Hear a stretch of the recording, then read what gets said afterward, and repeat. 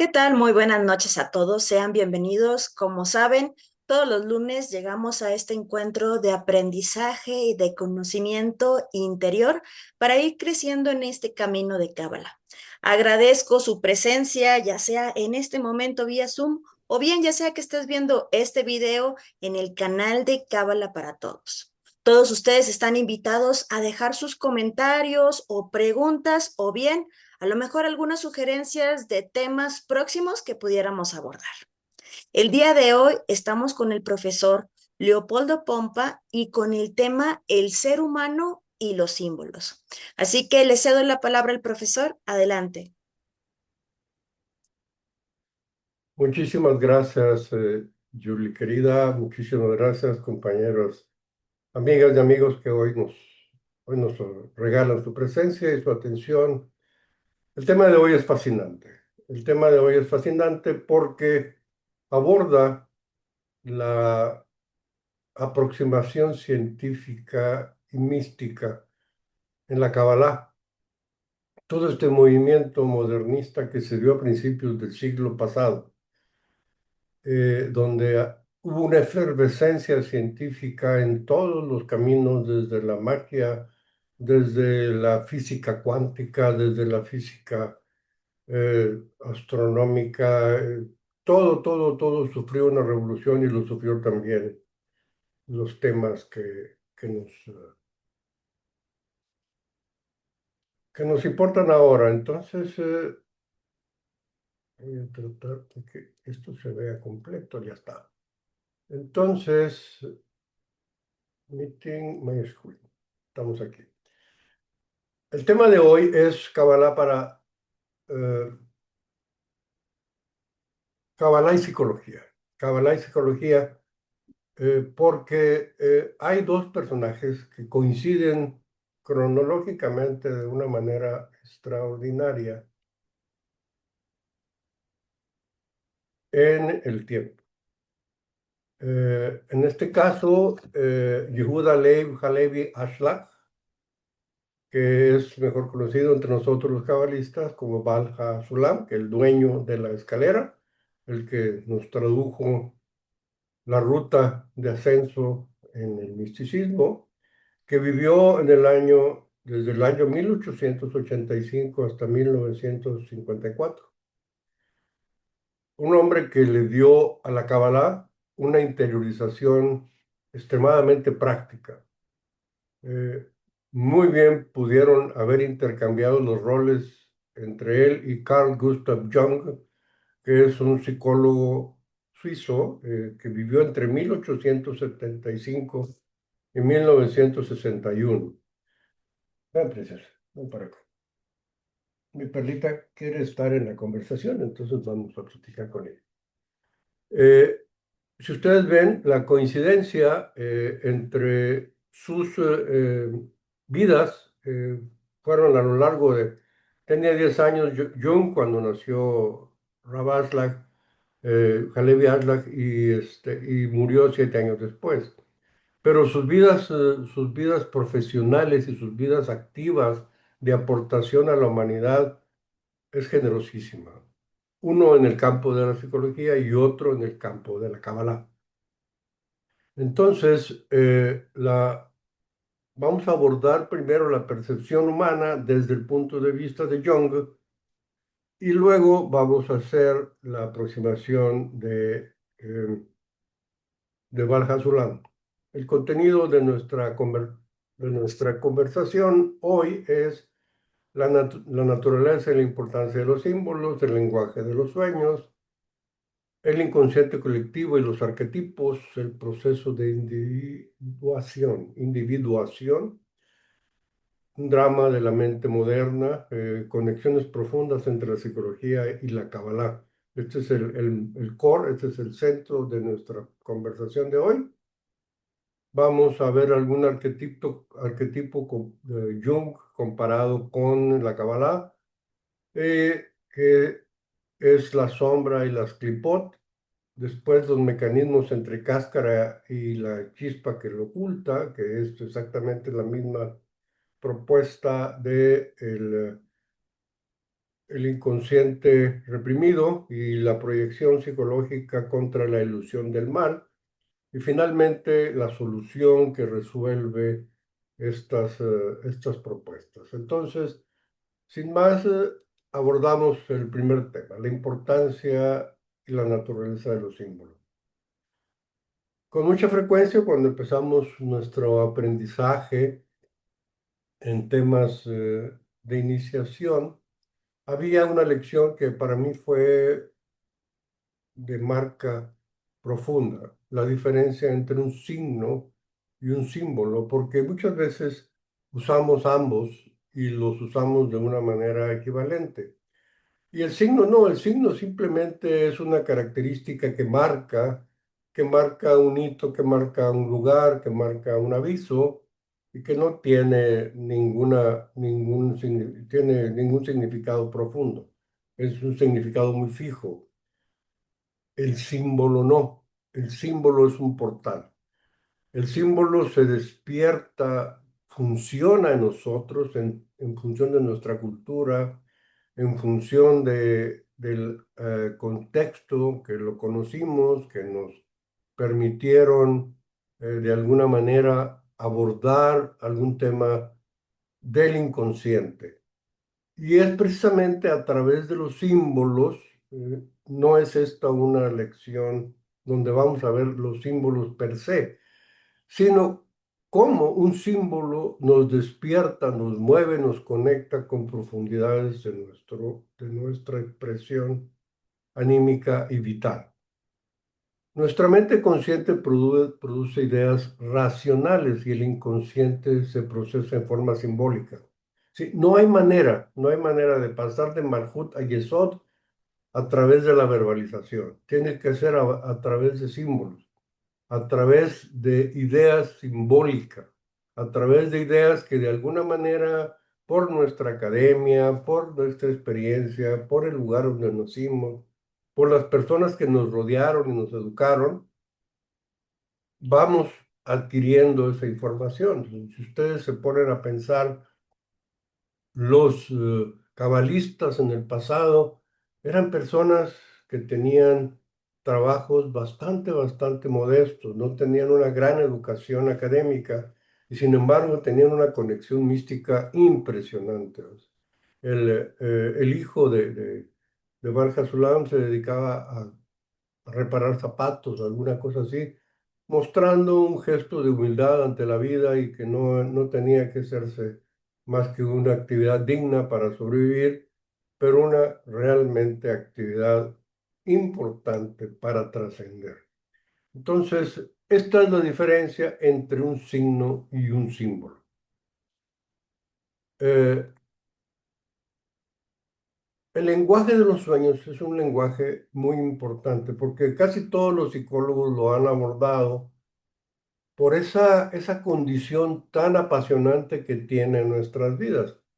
Los días que tenemos pesadillas o los días que tenemos una vivencia extremadamente intensa, despertamos en un estado diferente. Entonces, ah, Freud decía, vivimos reprimiendo y entonces los sueños es una manera de darle salida a nuestras represiones. Y Jung decía, no es una manera de darle salida a nada, es la manera de crear un balance, de crear un equilibrio, de que aquello en que por motivos individuales o personales no podemos procesar o no podemos hablar de ello por tabúes aprendidos o por condiciones culturales, entonces el sueño genera una función equilibrante, una función homeostática, decía su querido paisano Maturana, Humberto Maturana, un científico, biólogo de avanzada, y que había una forma de generar la homeostasis, de generar el balance en el sistema orgánico del ser humano.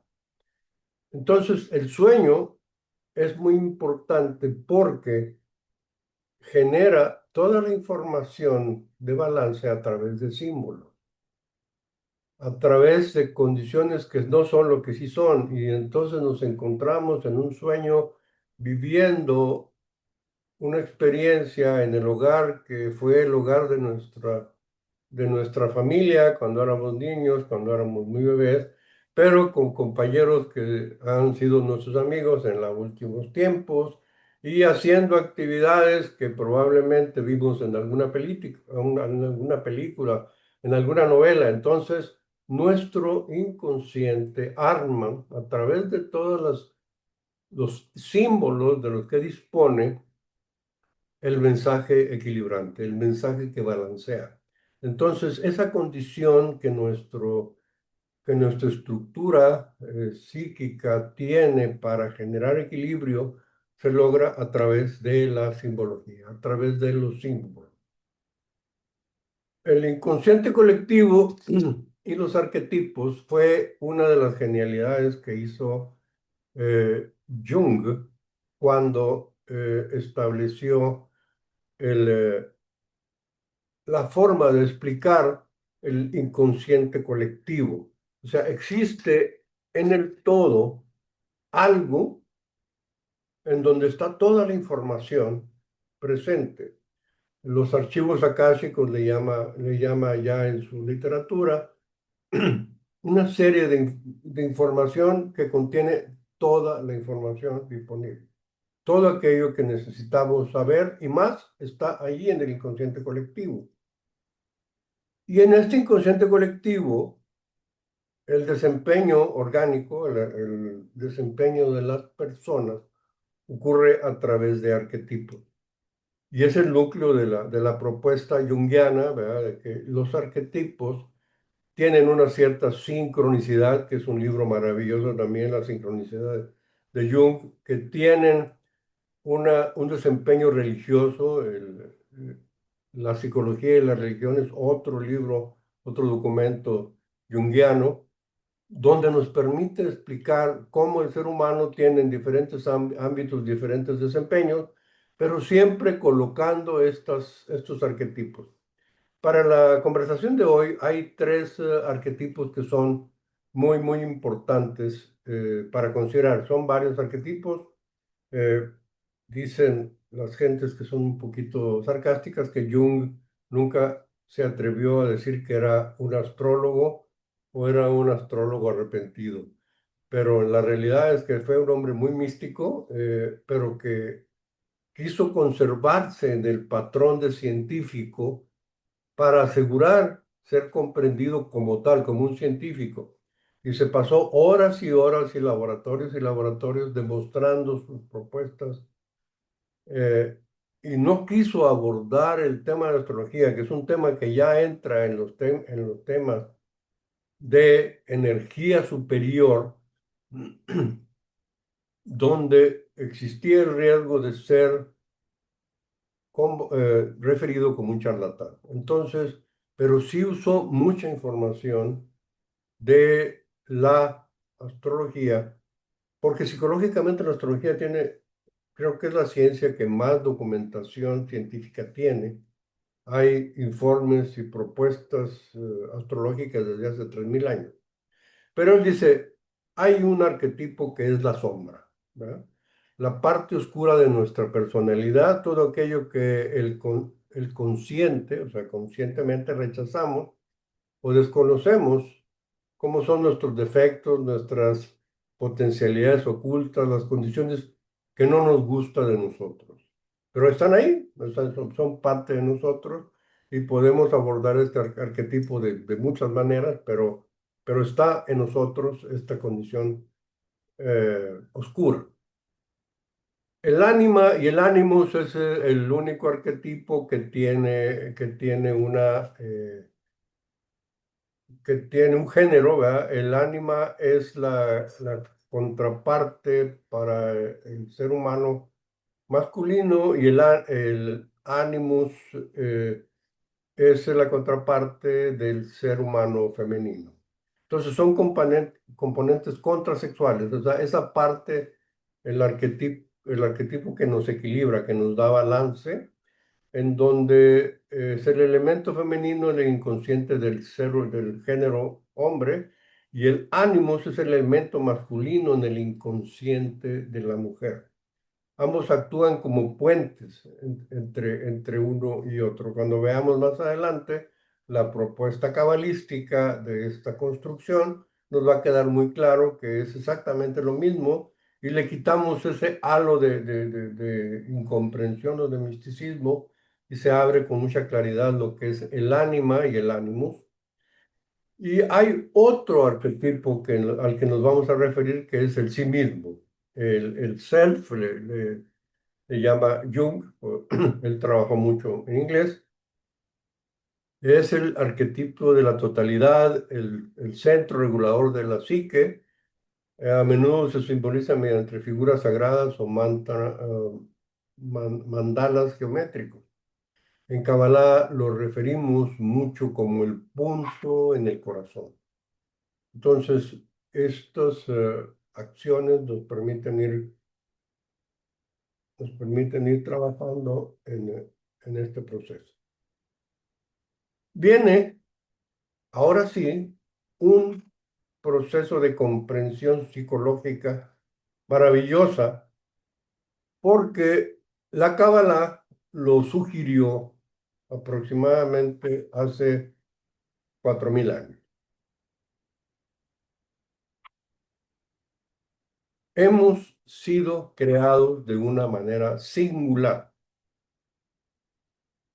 Y como seres humanos, John mismo cuando hace la propuesta de los arquetipos, dice, solamente es una forma de ir creando un mapa de la individuación. Sin embargo, el objetivo de la vida humana es esa individuación, reconocer, aceptar y vivir que cada uno de nosotros somos seres, entidades singulares. La singularidad apareció desde el momento del Tzimtzum, científicamente dicho, del momento del Big Bang.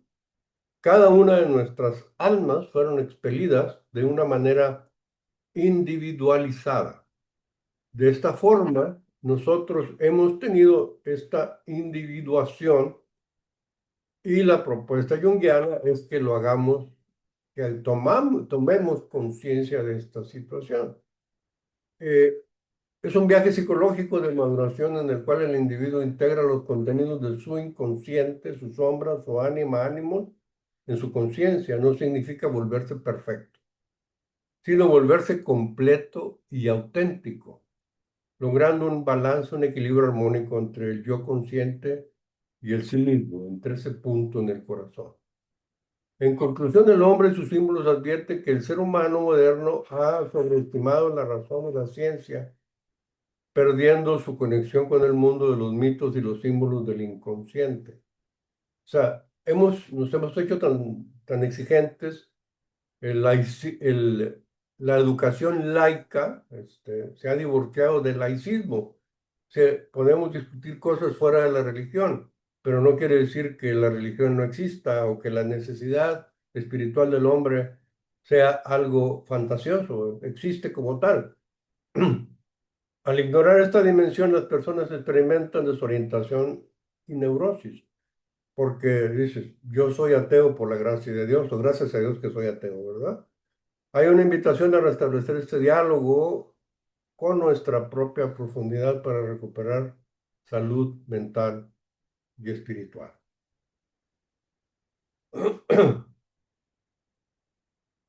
Y esto nos trae a un drama de la mente moderna. Mapear la psique humana y guiar al individuo en un viaje de unificación desde la fragmentación hacia la totalidad. Jung y sus colaboradores enfatizan que el ser humano del siglo XX en adelante ha sufrido una grave disociación psíquica al conquistar la naturaleza mediante la ciencia y la razón. O sea, pero, ¿qué hacemos con los dioses de las piedras y de los ríos? Los animales ya no albergan espíritus para nosotros. Esa energía psíquica y sagrada que antes proyectábamos en el siglo XIX y antes, ¿verdad? Se ha desaparecido porque la ciencia lo niega. Sin embargo, la necesidad simbólicamente permanece en nosotros. Al no tener mitos ni rituales colectivos para canalizarla, esta energía emerge de forma destructiva, en forma de neurosis, ansiedad colectiva, adicciones y fanatismos políticos, a donde dirigimos ahora nuestra necesidad de adherirnos. Los símbolos de nuestros sueños son el intento desesperado de la naturaleza por volver a conectarnos con nuestras raíces sagradas e instintivas. O sea, una situación desde que el hombre es hombre, empezó a crear tótems, empezó a adorar piedras, pero eran adoraciones simbólicas, no era el hecho de que se tenía que deificar las piedras o deificar los árboles. Moisés mismo cuando baja, cuando recibe la Torá en el monte Sinaí, eh, se desespera un tanto con sus amigos y con todas las personas cuando estaban adorando al becerro de oro. O sea, el asunto no es el becerro, el asunto es aquella situación que simboliza y que yo traigo aquí documentada en una propuesta sagrada a través de la palabra, a través de la Torá y a través de una indicación superior de que lo respetemos.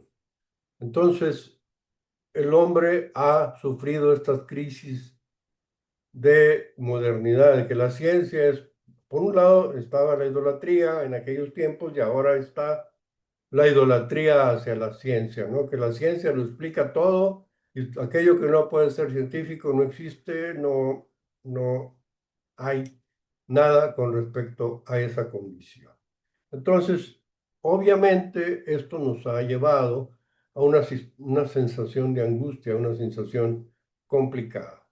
Y aquí es donde vienen las conexiones profundas entre la psicología y la cábala. Son el número uno, el inconsciente colectivo y el Ein Sof Keter, ¿verdad?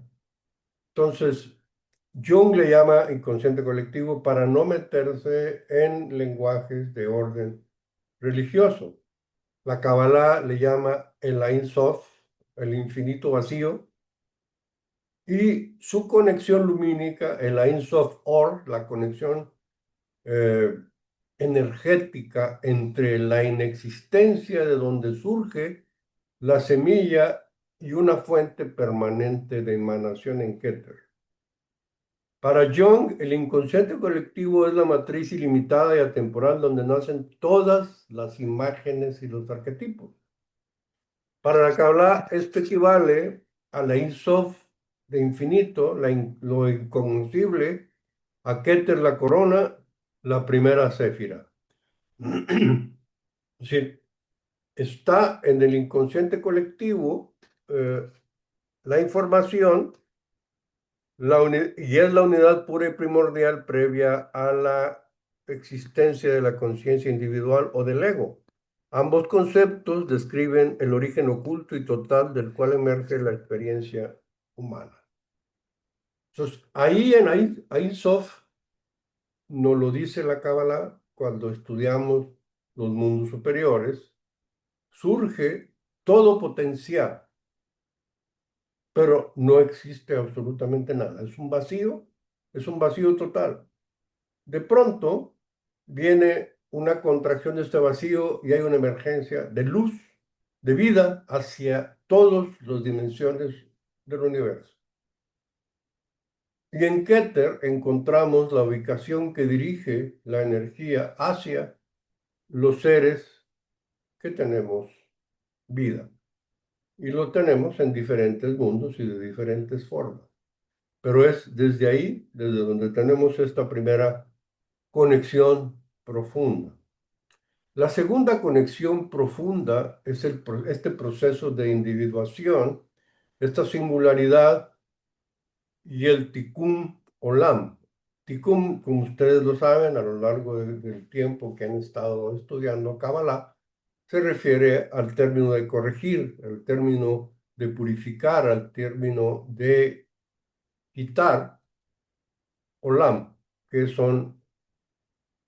el mundo, Olamot son los mundos. El Tikkun Olam es la corrección del mundo. Si nuestro primer mundo, el primer mundo donde habitamos en Malhut, es el mundo de Asia, y vamos ascendiendo una vez que hemos hecho los procesos de conexión, de limpieza, de preparación de nuestro mundo, vamos al siguiente mundo, que es el mundo de Briah, perdón, de Yetzirah. Y ya ahí en ese mundo empieza el proceso simbólico. No hay manera de ascender con nuestra razón a los mundos superiores. Tiene que ser a través de símbolos, tiene que ser a través de procesos de conexión profundo. No es posible a través de una inducción o de una deducción o de una racionalidad. Tenemos que vivirlo a través de una condición perfectamente simbólica. Y por eso es muy importante que entendamos el significado de los símbolos, que nos demos cuenta de aquellos símbolos que para nosotros representan algo, aquellos símbolos con los que crecimos, aquellos símbolos con que hemos a lo largo de nuestra singularidad procesado y modificado para nuestro uso personal. Es porque es a través de los símbolos que vamos a conseguir la comunicación, que vamos a conseguir la conexión y que vamos a lograr este proceso de limpieza. O sea, tenemos que limpiar los parsufim que tenemos en el primer mundo, cada parsuf con su serie de sefirot, ir trabajando en ellos, ir procesando, ir limpiando, ir conectando, ir viviendo este proceso de conexión profunda, para ir caminando en el árbol de la vida. O sea, dice, el eje del hombre y sus símbolos es la individuación, descender al inconsciente, integrar los arquetipos dispersos y unificar la psique. Después en la Kabbalah dice el equivalente es el concepto de tikkun, rectificación o reparación.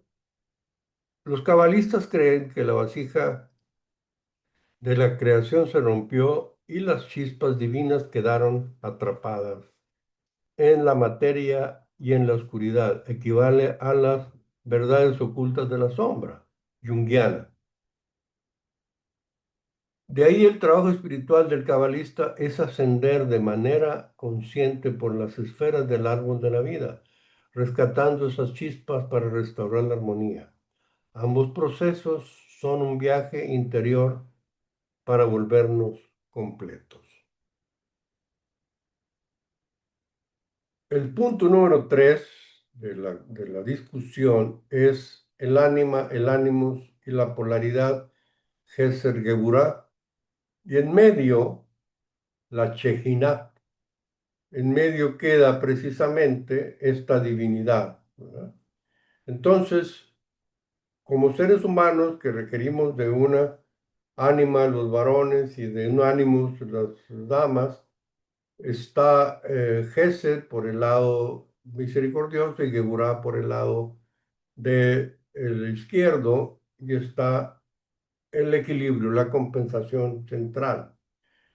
Jung insiste en que la psique sana requiere el equilibrio entre la energía masculina, el logos, discernimiento, y femenina, eros, conexión. Esas cualidades que que tienen los hombres y las mujeres, pero que solas están incompletas, que requieren una condición presencial. Entonces, el hombre debe de despertar el ánima. Nos lo dicen frecuentemente cuando estamos trabajando en yoga, cuando estamos trabajando en actividades físicas o en actividades psicológicas. El hombre debe hacerse más sensible y la mujer más focalizada, tener ideas más específicas, pero sin perder su identidad femenina, ellas, y masculina, ellos, ¿verdad?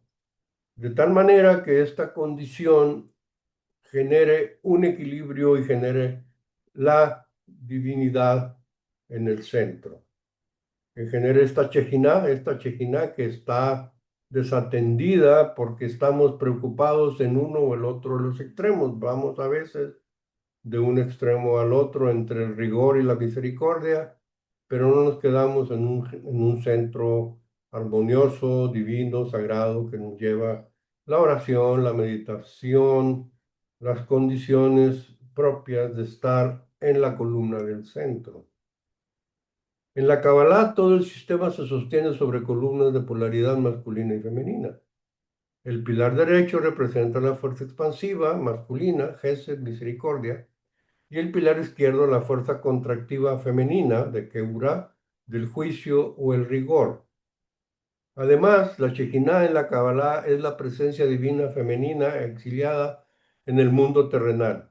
El místico busca unirse con ella, lo cual guarda una correlación directa con el hombre que busca y abraza su ánima interna para alcanzar la iluminación. Se nos ha dicho muchas veces que Malhut es femenino, que Malhut es una energía femenina, pero es una energía sagrada. Mi maestro dice que cada mujer representa la divinidad, porque en ellas es inherente, en ellas la condición que tiene la divinidad de arropar, de agrupar, de recibir, está presente de forma permanente. Y es nuestra condición, tanto de damas como de caballeros, resolver esa condición, lo dicen los maestros cabalistas, recoger la Shejinah del polvo. Hemos omitido la parte más importante del por qué estamos aquí, de por qué es nuestra singularidad, tiene un significado tan particular, pero el trabajo que tenemos que hacer de ella es precisamente el levantar esa divinidad.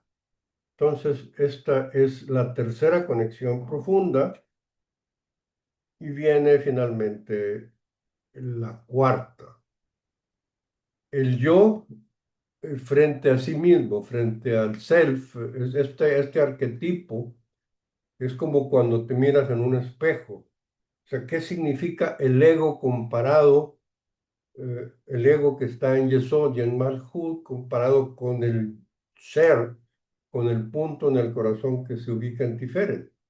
El yo, nuestro ego consciente, tiende a creerse el centro de la mente, pero el verdadero centro es el sí mismo, el self, en los arquetipos, la totalidad que engloba tanto lo consciente como lo inconsciente.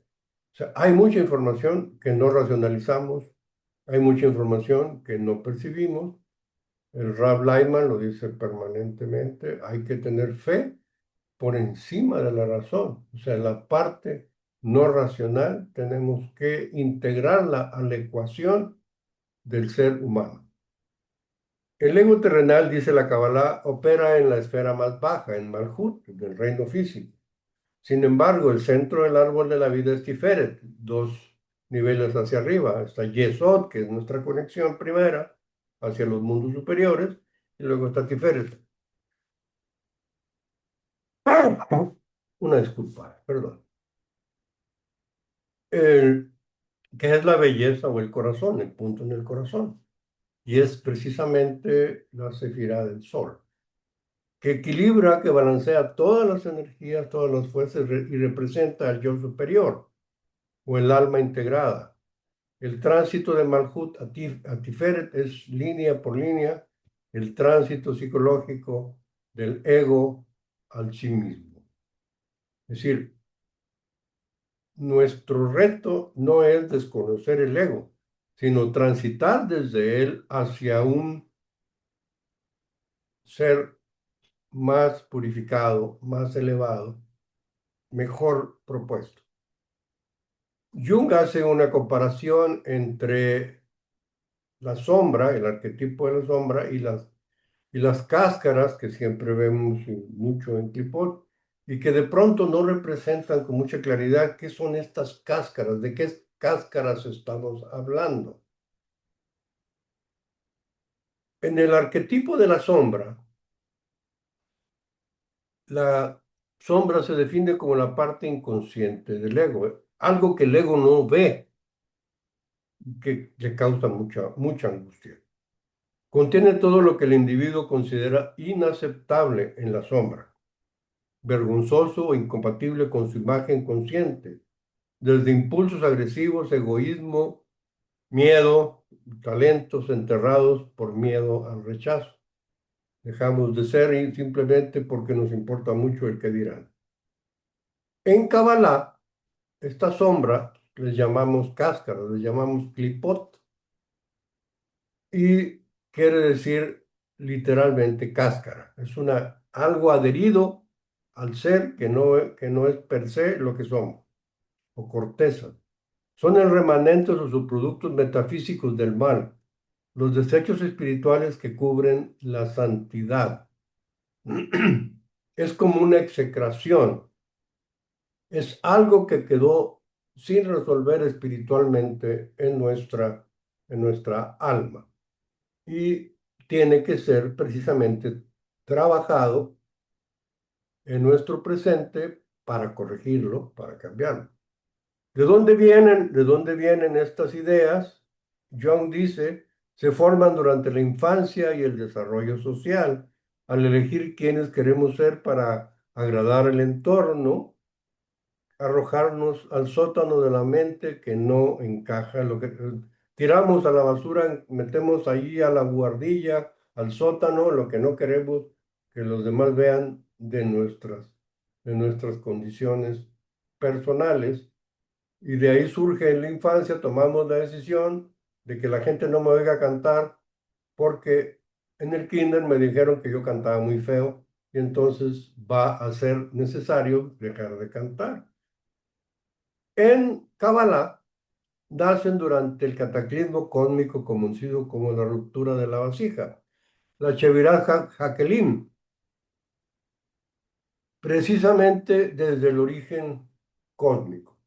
La luz divina era tan intensa que las vasijas interiores no pudieron contenerla y estallaron, dejando fragmentos flotando en el vacío.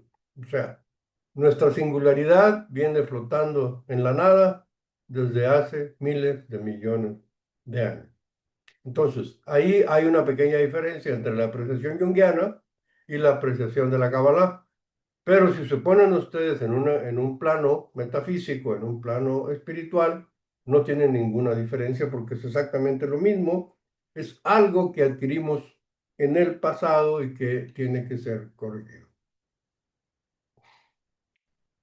La cáscara que oculta la chispa es un mecanismo maravilloso. O sea, la cáscara, lo que somos, las partes de nuestra vasija que quedaron dispersas, tienen la chispa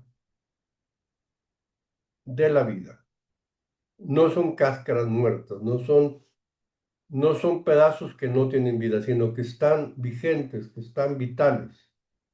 Sí, la genialidad de la conexión radica en cómo operan ambos conceptos. En la Kabbalah, una clipa que es en singular no tiene luz propia, es una estructura muerta, una corteza rígida. Sin embargo, para poder existir, la cáscara necesita tener atrapado en su interior una chispa de la luz divina.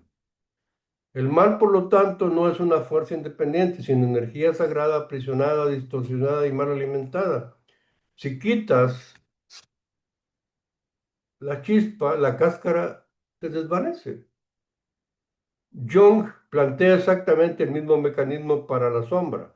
Un complejo neurótico o un trauma, la sombra, es una estructura rígida en el inconsciente.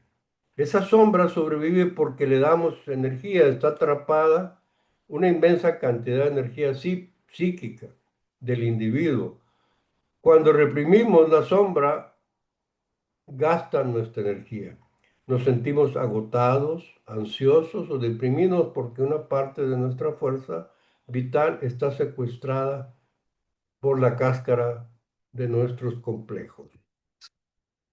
Cuando nos enfrentamos con valentía, con confianza, orientados por la Kabbalah a estas condiciones, la cáscara empieza a quedar sin luz y el complejo, la sombra, deja de ser sombra porque cuando no hay luz, no hay ninguna sombra que se proyecte. Entonces, la forma de afrontarlo es precisamente sabiendo que el mal es una ilusión. Nuestras condiciones de carencia son totalmente ilusorias, es una malla. Tanto Jung como Bal Hashulam advierten sobre el peligro de mirar el mundo exterior y ver solo maldad o enemigos. Lo decimos muy coloquialmente, lo que te checa te choca, ¿verdad? Pero realmente son condiciones que no son en lo absoluto reales. En psicología, cuando no reconocemos nuestra propia sombra, la proyectamos en los demás. Si reprimimos nuestras propias envidias o agresividad, empezamos a ver todo el mundo como envidioso o agresivo con nosotros. El entorno se vuelve hostil. Siempre que sintamos hostilidad en el entorno, siempre que el entorno no es de nuestro agrado, el trabajo no está en modificar al entorno. El trabajo no está en manipular al entorno. El trabajo no es cambiar a las personas que nos rodean. El trabajo es exactamente en la dirección opuesta. Es hacia el interior. ¿Qué de mí está presente que yo tengo que dejar de nutrir con chispas que están desatadas? En Kabbalah, las clipot actúan como un velo, como un espejo distorsionado. Crean el mundo de la dualidad y la ilusión. El Sitra Ahra. Sitra Ahra es un mundo de aparente maldad. El otro lado, quiere decir literalmente, Sitra Ahra es el otro lado donde no está la luz, haciendo que el ser humano vea separación donde solo hay una unidad divina. Todo lo que nos ocurre es porque el Creador considera que es la mejor expresión de nuestra vida en ese momento. Y a veces encontramos la sensación de adversidad, la sensación de no haber logrado lo que no conseguimos, el resultado del esfuerzo que lanzamos. Sin embargo, sucede exactamente que estamos logrando aquello que va a contribuir a la corrección, al tikkun, a la eliminación de nuestras cáscaras. El cabalista que cae atrapado por las clipot culpa al mundo exterior, sin darse cuenta de que la desconexión está dentro de su percepción. Te sientes atrapado por el maya, por la apariencia, por lo que crees que es, no realmente por la situación. En el momento que tú aceptas, y esto trasládenlo a la condición más cotidiana, cuando te quedas atrapado en el tráfico, cuando no llegas a la cola para tener algo, es muy larga, cuando no obtienes el resultado monetario de tu esfuerzo, o cuando tarda en llegar, nos desconcierta y nos dice qué mala suerte o qué injusto es la divinidad. No, no lo vean de esa manera, así tiene que ser, porque el proceso completo incluye esa adversidad para lograr configurar la modificación necesaria en las vasijas. Entonces, todo lo que sucede, sucede para nuestra conveniencia, lo decía San Pablo en alguna de sus cartas. Y viene la recomendación más importante: integrarnos, integrar aceptando lo que somos, o el ticún elevando las chispas. La coincidencia más profunda entre Jung y Wilhelm Sulam es la resolución. Ninguna de las dos propone destruir la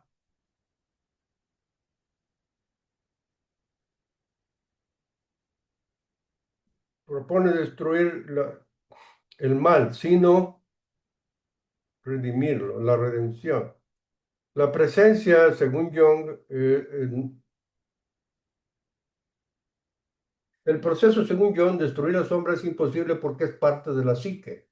El camino de la individuación exige hacer consciente la sombra. Hay que descender al inconsciente, dialogar con nuestros demonios internos, aceptar nuestros aspectos oscuros y extraer de ellos la energía atrapada. Esta es la propuesta junguiana. La Kabbalah dice, el trabajo del místico es el tikkun, la rectificación. El ser humano debe interactuar con el mundo material, el reino de las cáscaras, mediante la intención sagrada, Kavaná. Kavaná es una palabra también muy importante porque debe regir cada uno de nuestros esfuerzos cada vez que nos aproximamos a Kabbalah. ¿Por qué te estás aproximando a Kabbalah? La Kavaná. Y las acciones correctas. Al hacerlo, el cabalista rompe la cáscara, la clipá, y libera la chispa divina que estaba atrapada en el interior, devolviéndole a su fuente original en el árbol de la vida. El místico no destruye la materia, libera la santidad oculta en ella. El psicólogo no destruye el complejo, libera el potencial humano atrapado en el trauma. Esto es verdaderamente maravilloso. O sea, en cada uno de nuestros problemas, en cada una de nuestras carencias, está nuestra siguiente solución, la fuente energética espiritual para dar el siguiente salto, para dar el siguiente paso, para subir el siguiente escalón. El trabajo espiritual es, en términos cabalísticos, descender de manera voluntaria a los abismos de la Sitra Achra, al otro lado, como dicen, para rescatar nuestras propias chispas divinas. Ignorar nuestra clipot o su sombra nos vuelve rígidos, dogmáticos y esclavos de nuestros propios impulsos inconscientes. Quien se atreve a mirar la corteza y pelar la cáscara encuentra en el fondo la luz de su propia totalidad e identificar su equivalencia de forma con el Creador.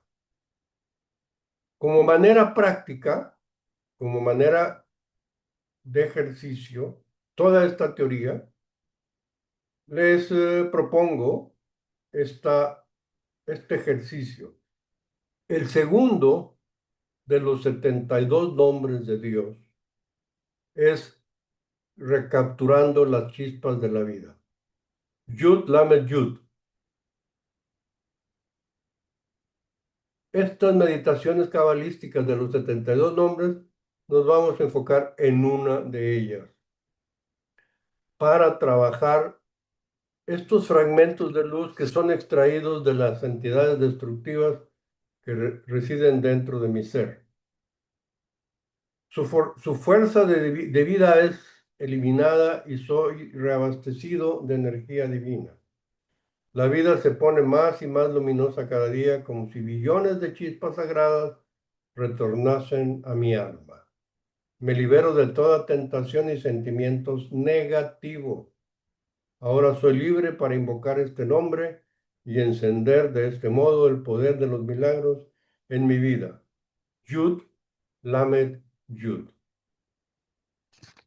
Les anexo en la información este fragmento, esta lámina, para que ustedes la tengan, para que hagan esta meditación.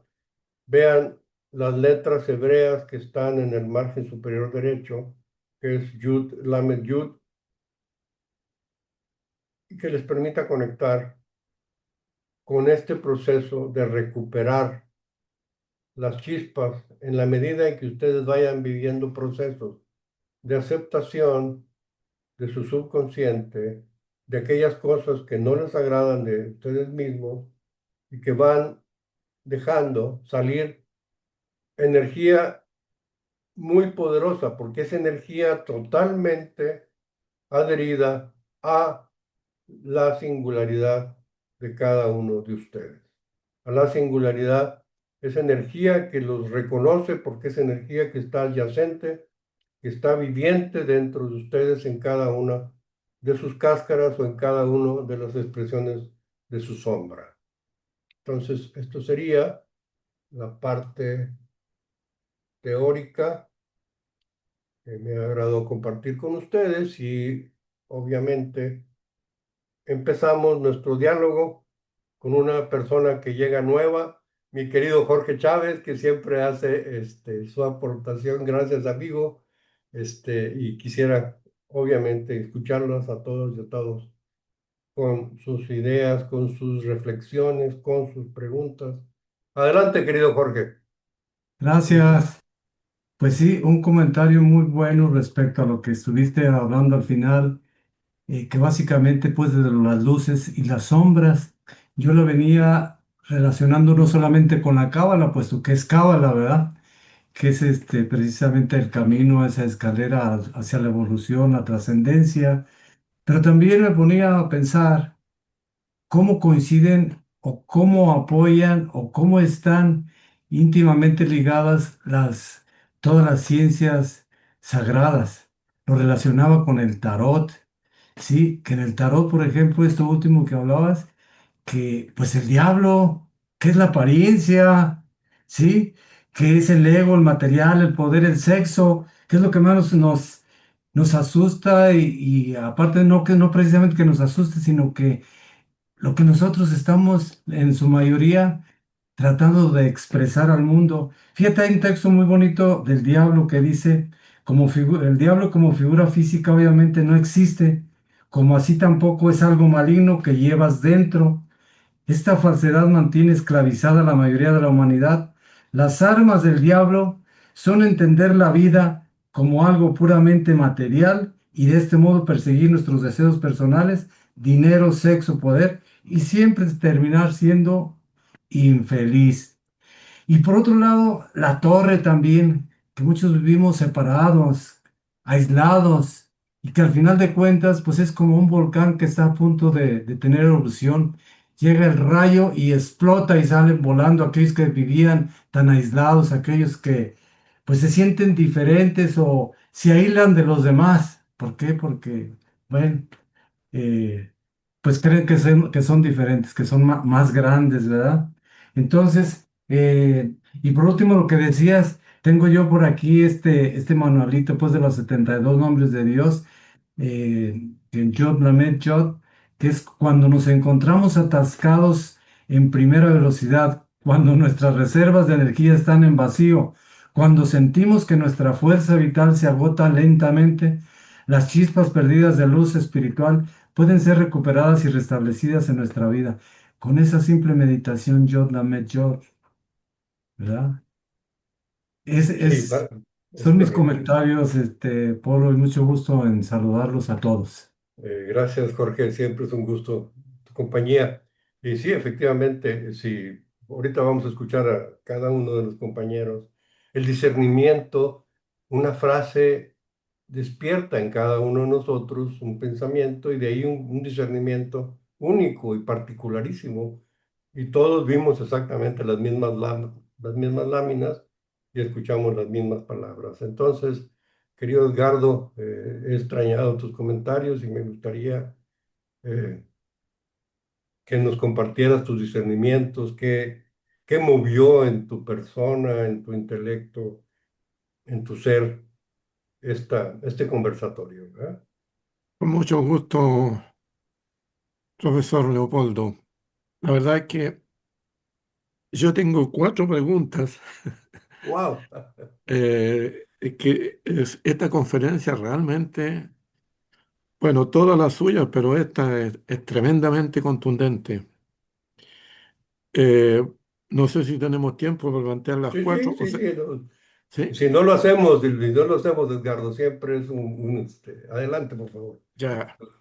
La primera es por qué hay cierto sentido es que se le atribuye a la ciencia si la ciencia no eh, garantiza que algo es real, como el resto del conocimiento dice, no, esto no está garantizado por la ciencia, por lo tanto no es 100% seguro. Mi visión es que, por ejemplo, la Kabbalah, la filosofía, la Torá, la yoga y otros tienen una mayor visión, un concepto, una visión espiritual, la intuición que es superior a la ciencia.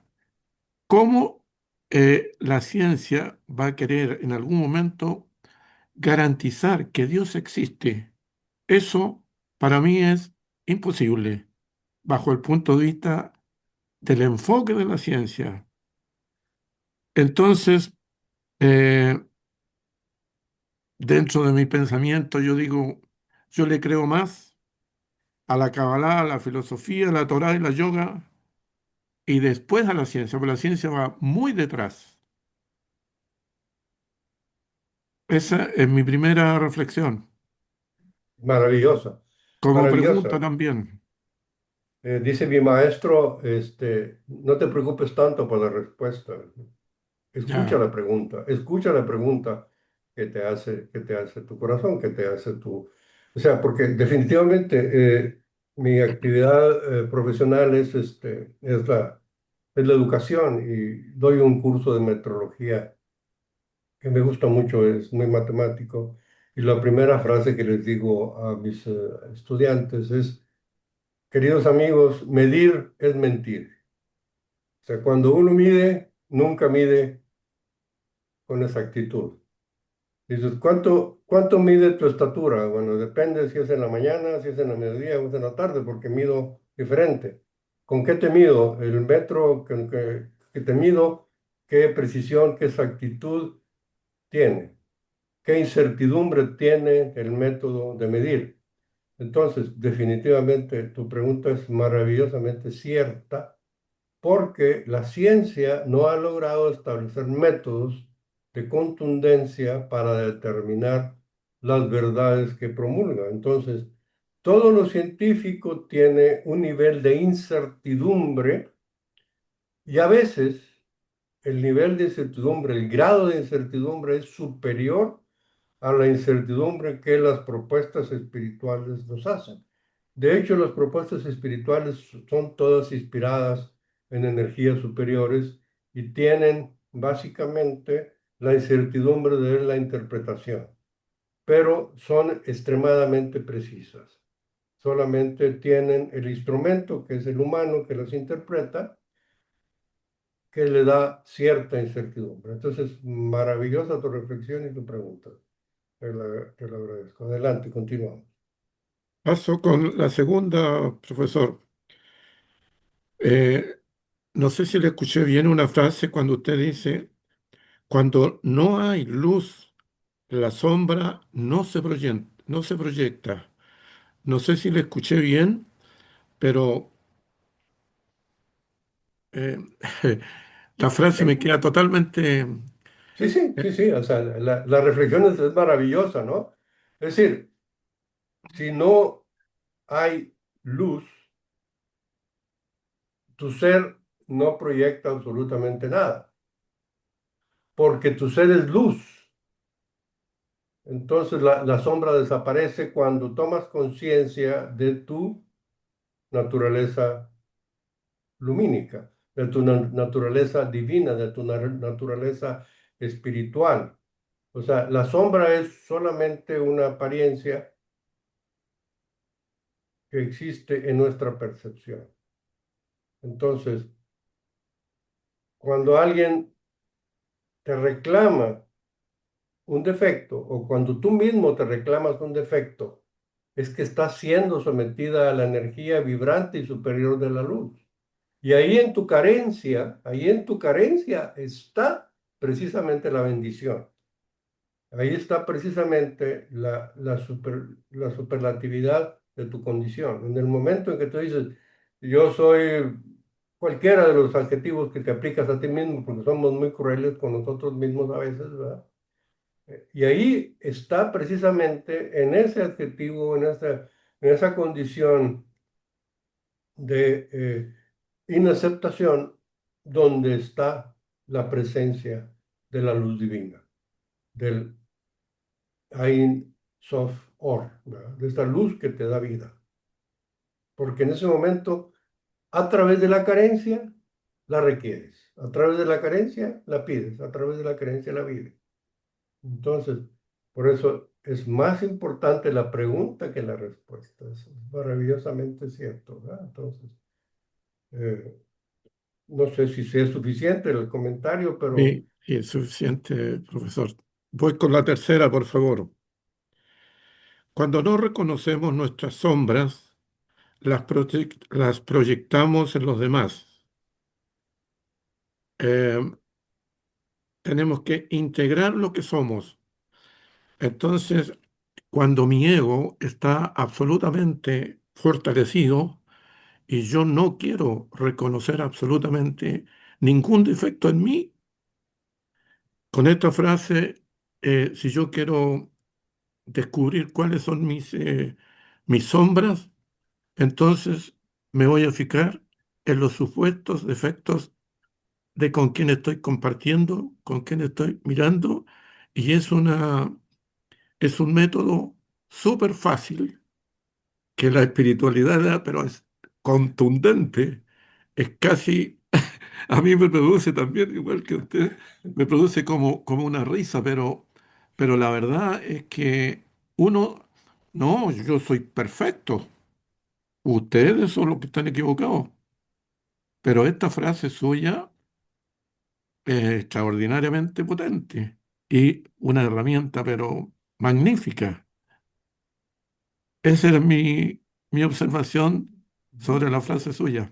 es una reflexión, es un discernimiento poderosísimo, ¿no? Porque en lo sucesivo, cada vez que sientas incomodidad al interactuar con alguien, el proceso que tienes que empezar es un proceso de suspensión, de detener tu pensamiento y decir, wow, he descubierto otra vertiente de mí mismo, ¿verdad? Hay una expresión de mis maestros, decía, pausa, qué placer. Profesor, Sí. complementando la pregunta, significa entonces que cuando alguien quiere aislarse, yéndose a lugares donde tiene una vida totalmente individual, independiente, en un bosque, solo, esa persona no va a tener esa proyección que puede ver en los demás porque va a estar solo. Por lo tanto, podría ser un medio destructivo para él, porque no va a crecer, no va a ver sus defectos. Nadie le va a decir, tú estás equivocado. Sí, o sea, renuncia a ese privilegio de purificarse a través de la interacción con otros. No sé si usted conoció al maestro Marcelli, pero el maestro Marcelli nos decía, los seres humanos nos corregimos, nos pulimos, nos redondeamos a través de estar chocando, a través de estar interactuando unos con otros, vamos puliendo los bordes y por eso esas piedritas de canto rodado que encontramos en algunos arroyos tan redonditas, tan bellas, lograron esa belleza a través de estar chocando con otros.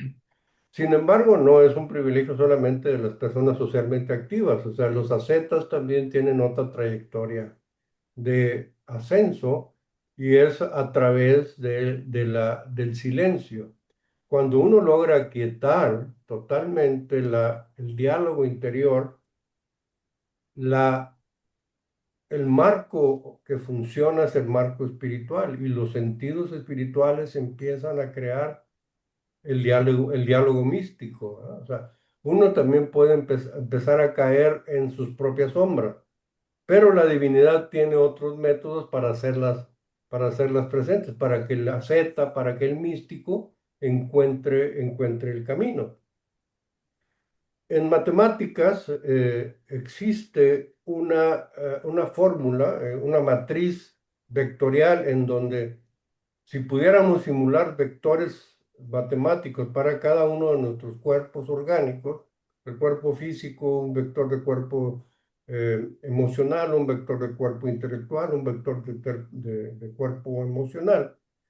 Y estos vectores se resolvieran a través de una igualdad a cero, en donde todos nuestros vectores existenciales se aquietan y se llevan a cero.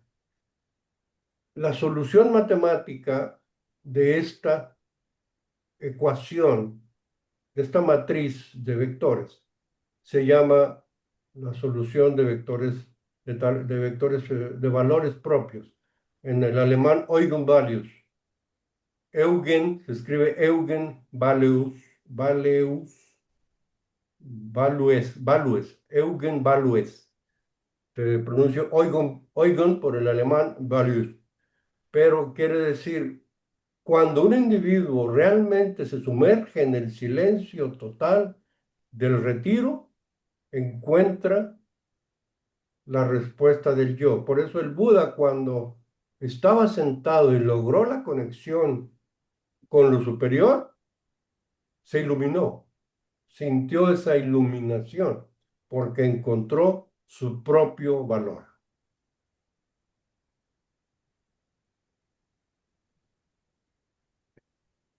La última, por favor. En realidad, eh, todas mis consultas están extraídas de tratando de copiar las frases que usted nos compartió. Y la última es: fragmentos de luz son extraídos de las entidades destructivas que residen dentro de mi ser.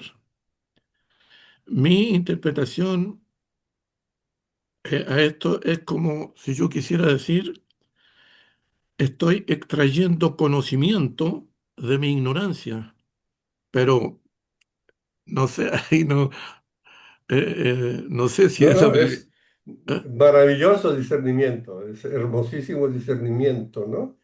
La, el conocimiento, la sabiduría tiene tres etapas, perdón, cuatro. La primera etapa es una etapa de felicidad total, que está sustentada en la ignorancia. Cuando tú ignoras que eres un ignorante, eres inmensamente feliz, porque no te preocupa nada. Entonces, ignorar tu ignorancia es el estado casi maravilloso. Pero de pronto hay algo que te permite percatarte y sabes ahora que eres ignorante. Y entonces dice Piaget, cuando existe un diferencial de potencial emocional entre lo que sabes y lo que ignoras, empieza tu apetito por aprender, empieza tu apetito por conocer, empieza tu apetito por sumergirte en el aprendizaje. Y luego, ya que has adquirido el conocimiento, te das cuenta de que sabes, te das cuenta de que has aprendido y te das la libertad de compartirlo y te das la libertad de vivirlo. Y viene una etapa maravillosa, que es la etapa del Buda, cuando ya eres ignorante de todo lo que sabes, porque ya no es importante estar acumulando, sino simple y llanamente lo transformas en sabiduría y lo usas confiadamente en cada circunstancia de tu vida. Entonces, sí, tu discernimiento es muy asertivo y efectivo. Es realmente cómo suceden las situaciones, ¿verdad?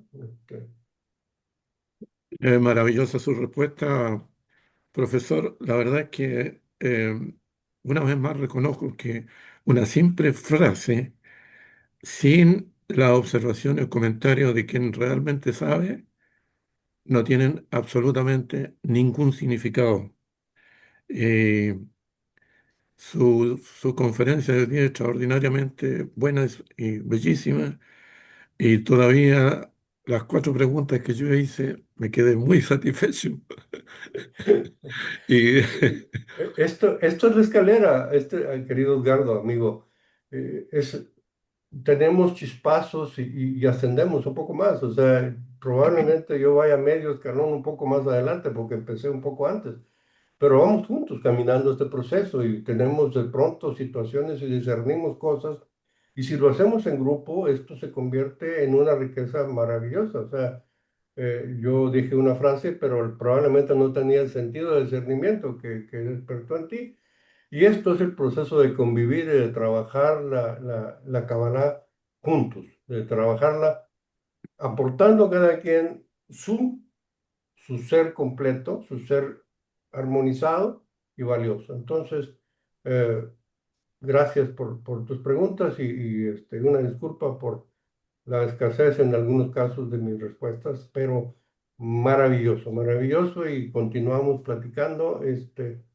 ¿Quién más tiene comentarios? No sé, perdón, Edgardo, si quieres añadir algo más o- Reiterar, profesor, mis agradecimientos a usted y al grupo de todos los que estamos asistiendo, porque gracias a que estamos todos los demás, usted nos puede dar esta conferencia. Muchas gracias. gracias al contrario a ti, Laurita, preciosa, adelante, por favor, siempre tu presencia. Hola, buenas noches. Yo estoy muy agradecida también con esta, con esta clase del día de hoy.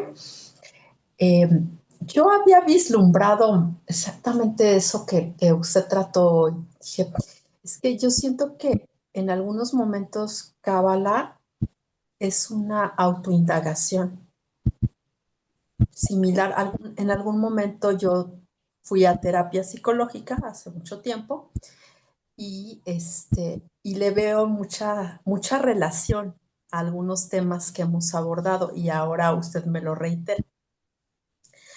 Y yo tomé algunas notas, pero realmente lo que yo hice fue la pregunta de la pregunta.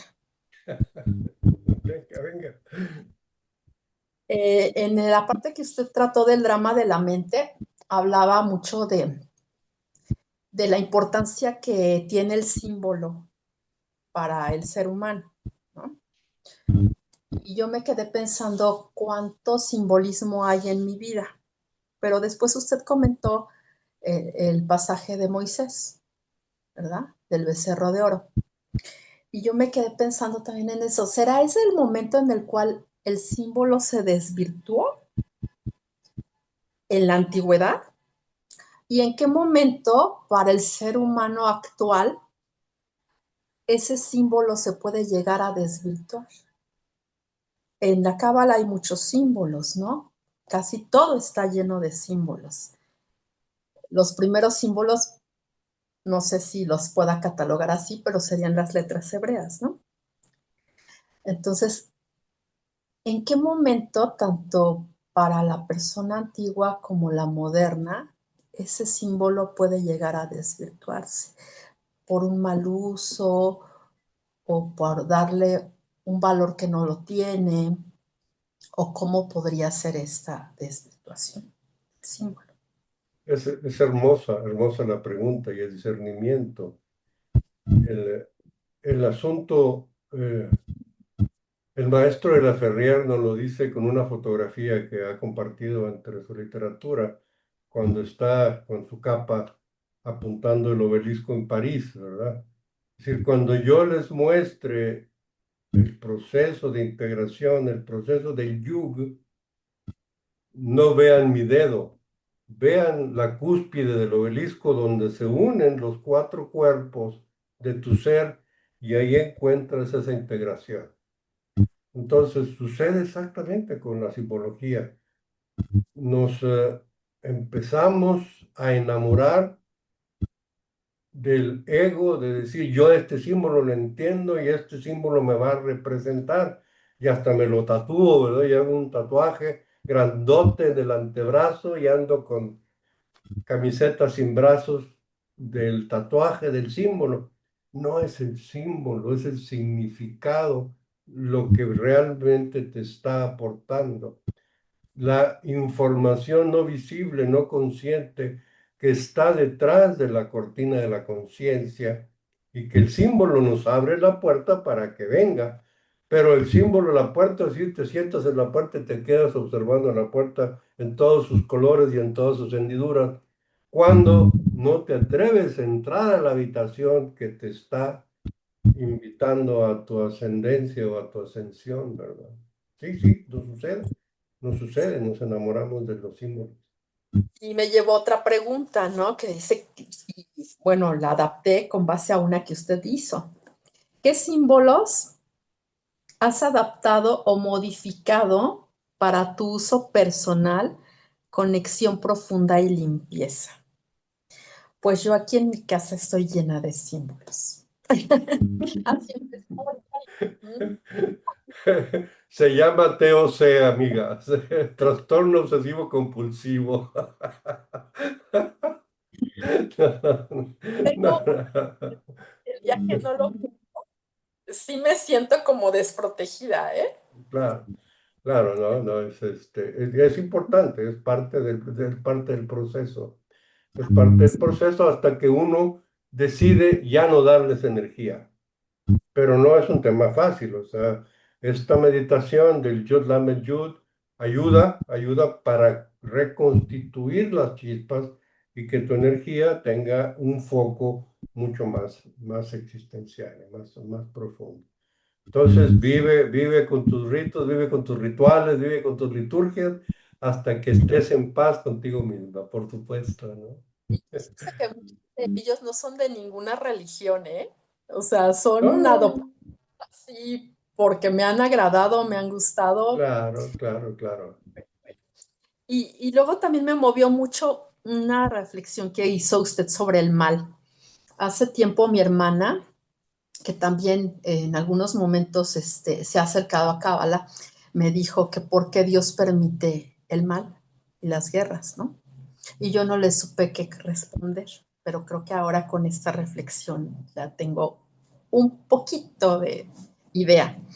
Que dijo usted, el mal es una energía divina mal alimentada y distorsionada, pero también es mental y por lo tanto ilusorio,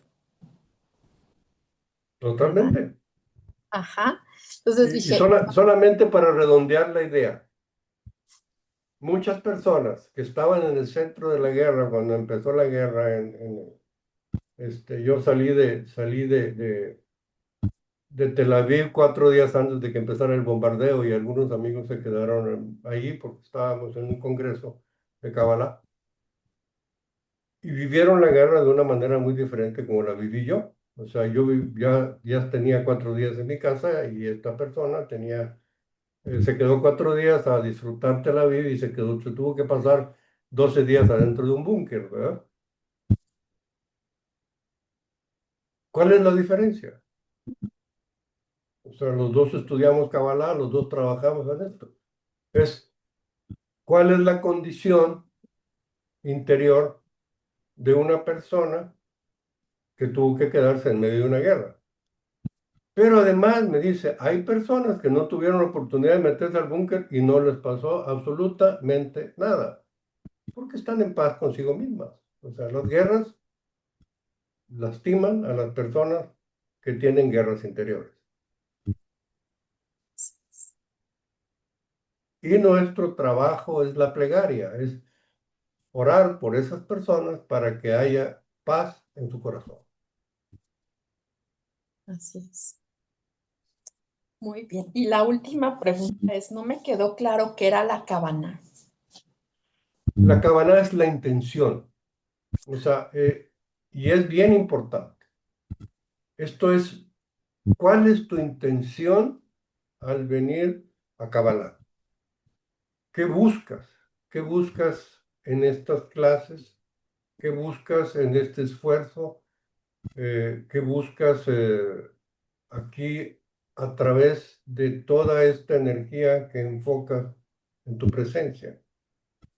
La Kavaná es aquella intención que es sagrada, aquella intención que persigue o que persigues al dirigir tus energías. Cuando la Kavaná prevalece, el fruto es divino. cuando no existe Kavaná, cuando tu intención tiene una doble intención o la famosa doble agenda, entonces las cosas no salen bien, las cosas de repente se enchuecan y de repente no dan por donde iban. O sea, voy a ir a dar de comer a un asilo de ancianos, a muchos viejitos y todo, para salir en la foto del periódico. Entonces de repente se te quema la comida, se te tiran los platos, no hay servilletas y las cosas no salen de la mejor manera posible.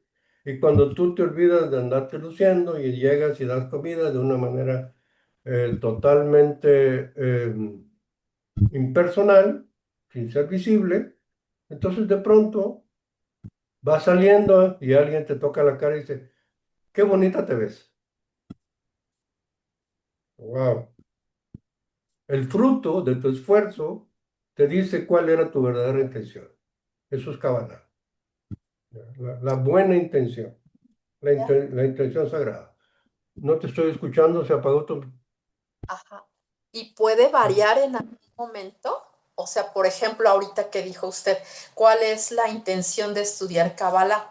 Cuando yo llegué era una, pero al paso del tiempo de que he estado en las clases y todo, se ha transformado. El tikkun existe, el tikkun, la corrección existe. ¿Ok? O sea,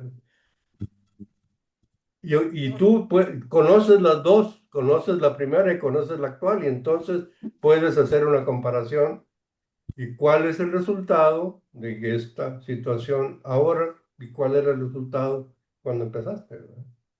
Y, y- y es maravilloso. La Kavaná es el toque sutil y mágico del esfuerzo, ¿no? Bueno, muchas gracias. No, gracias a ti, Laurita, gracias. Julie, tu mano es porque ya tenemos que irnos o porque quieres platicar algo. No, tengo una pregunta, voy a Claro, por tratar de supuesto. ser muy breve. Y mi pregunta es, entonces el objetivo es integrar y abrazar esa sombra, como nos dice John, o bien debo de corregirla y trabajarla como sugiere la cábala a través de este tikkun. ¿Qué hacemos Sí, entonces? ¿La integramos y la abrazamos o la corregimos? es simultáneo, o sea, para que tú la puedas integrar tiene que ser parte de ti. Es decir, lo que Jung propone es no te enojes de tus traumas ni de tus defectos, no los rechaces, es acéptalos. La palabra diferente es aceptar la forma en cómo tú eres. Y en ese momento empieza el proceso de corrección. Porque una vez que has hecho la aceptación, la sombra empieza a desaparecer. La sombra empieza a desaparecer porque ya cumplió con su propósito de hacerte consciente de tu siguiente paso. Que cuando andas enojada contigo misma, cuando andas molesta contigo misma, o ves una persona que te cae así como que ojalá ojalá y no la vuelva a ver en los próximos 50 años, ¿verdad? Entonces, dices, no, bueno, aguanto 25 y luego ya aguantas 8 y luego ya aguantas 3 y luego, no, no estás mala onda, ¿verdad? Entonces, empiezas a vivir un proceso de cambio. O sea, la sombra no existe, pero su truco más maravilloso es decirnos que no existe, porque está presente en nuestra necesidad de corrección, en estas execraciones y clipot que tenemos de el pecado original, le llamábamos en el catolicismo, si alguna vez viviste ese proceso doctrinario, o sea, era nuestro pecado original, ¿verdad? Tener ahí esas cáscaras o esas clipot existentes, ¿verdad? Muchísimas gracias, profesor, tanto por su respuesta, también como la clase que acaba de brindar. Gracias, Edgardo, por el comentario. Bien, quedan 4 minutos, profesor. No sé si tenga algún último comentario Bueno, no sé si o alguien más alguien más. no ha levantado la mano. ¿Qué reflexiones, Alejandro, Francisco, Hola, despertaron la yo no conversación? sé cómo Adelante, levantar la Francisco. mano. Sí, sí. Yo no sé cómo levantar la mano, no sé cómo poner la mano. Pero, profesor, le quería preguntar, entonces, ¿la cábala es el místico yendo hacia el contacto con la divinidad. ¿Sí? Sí, el propósito es la equivalencia de forma, es correcto. Ya, y Carl Jung decía algo de individualismo, el estar como Individuación, la palabra que él usa, individuación. individuación. ¿Y qué es lo que significa eso? En Kabbalah se llama singularidad. O sea, no existe en el universo entero, Francisco, una entidad energética igual a ti. En todo el universo. Darte cuenta de esta individuación, los arquetipos solamente te sirven como mapas del camino, pero Ya, la combinación de energías y la combinación de, de vivencias y de procesos existenciales por los que has pasado han configurado desde el origen una entidad singular. Entonces, Jung lo que nos sugiere es no imites, no trates de ser como es otra persona, no resuelvas tus problemas como los resuelve tu vecino, resuélvelos como tú necesitas resolverlos.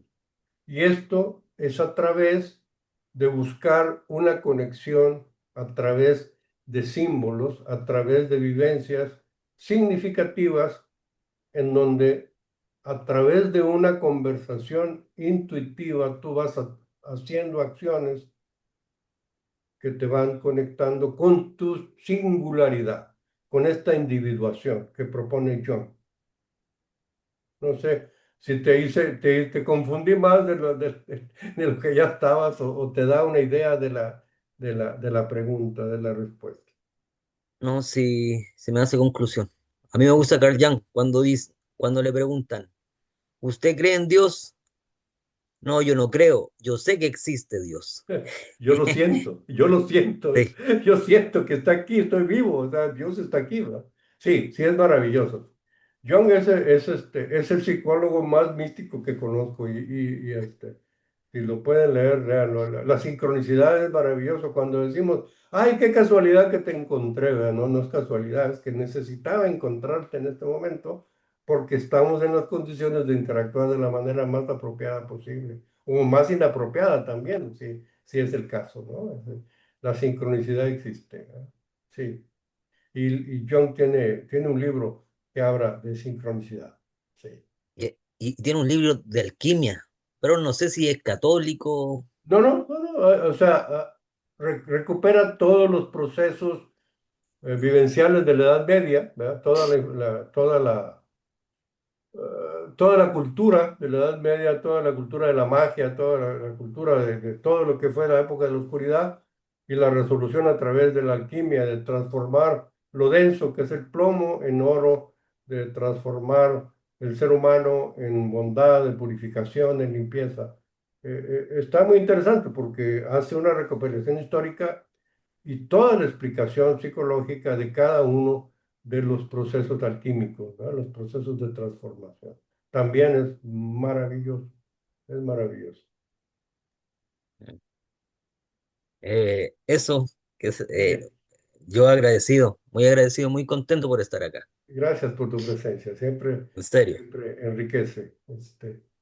Gracias, Mari Hilario, gracias por tu comentario, con gusto. Alejandro, ¿algún comentario para cerrar? Ujú. Adelante, por favor. Sí, muchas gracias por ceder un poquito la palabra y una disculpa por entrar de tarde. Yo nada más quisiera comentar y preguntar también el enlace que hay en el conocimiento o ese mismo conocimiento, el Cábala, con la ciencia que quiere demostrar muchas cosas y encontrarle fundamento racional. Pero aparte también, ahorita me viene a la mente la filosofía estoica, ¿sí? Donde dice, todo va a pasar lo que va a pasar y no quieras controlar lo que no te corresponde. Y aparte, dentro de la individualidad o bueno, Individuación. la individuación, yo creo que ahí lo importante es aceptarse uno como es y no pretender que los demás cambien como yo quiero que sean. Entonces creo que eso es algo muy esencial y muchas veces y corríjame por favor, para sostener nuestra forma de pensar y de ver el mundo, nos apoyamos con muchos símbolos de diferentes formas. A veces en una oración, a veces en algo material que puede ser una figura, ¿sí? Que viene desde la existencia del hombre, que le encontró o buscó encontrarle sentido a algo para apoyar su existencia y apoyar su precaria razonamiento o aceptación de lo que está pasando, como el fuego, por ejemplo, que le hicieron Dios, o el agua, que no pueden controlarlo, y también, y así los elementos, y yo creo que durante el transcurso de la historia de la humanidad, siempre hemos buscado algún símbolo para reforzar nuestra carencia, nuestra ignorancia, y luego pues vienen hablando un poquito de las eras, ahorita que estamos en la era del Aquarius, del conocimiento, que venimos de la era pisciana de la oscuridad. Yo creo que ahí es donde se perdió mucho de ese simbolismo que ahorita se está retomando otra vez. ¿Por qué? Pues porque dentro de esa época hubo gente que no quería que la gente conociera más para que la gente no creciera y poderlos dominar, y ahí es donde entran los fantasmas o las sombras que tenemos dentro de nuestro egoísmo por querer que nosotros seamos superiores a lo que nos conviven con nosotros. Sí, entonces, ese es el comentario. No sé hasta qué punto es comentario o hasta qué punto es pregunta. Yo recién me estoy integrando aquí a esto de la Kabbalah, que me hace muy, muy, muy interesante y muy importante, sobre todo, el conocer muchas cosas en la razón y el raíz del por qué, y no tanto racionalizarlo o encontrar un concepto que lo justifique, simplemente el conocer el para qué. Sí, la respuesta de tu discernimiento está en tu singularidad, ¿verdad? O sea, las palabras son las mismas, las que escucharon todos, pero en ti desarrollaron este hilo de pensamiento valioso y reflexiones personales que son de mucha utilidad para ti en un futuro muy, muy cercano, ¿verdad? Entonces, excelente, gracias por tu aportación y gracias por tu tiempo. Te esperamos cada lunes, hay una conversación a esta hora y bienvenidos, bienvenidos siempre. Virginia, muchas gracias por tus palabras también y gracias a todos, Julie, por tu apoyo técnico invaluable. Gracias infinitas. Muchísimas gracias, profesor, por su profunda plática y que nos llevamos bastante que reflexionar. Gracias también a ustedes por su presencia aquí y aquellos que estén viendo este video, no olviden suscribirse y compartirlo y nos llevamos mucha tarea de reflexión. Cuídense mucho, que tengan una excelente semana y nos vemos el próximo lunes. Hasta luego. Que haya paz en sus corazones. Hasta luego. Bye.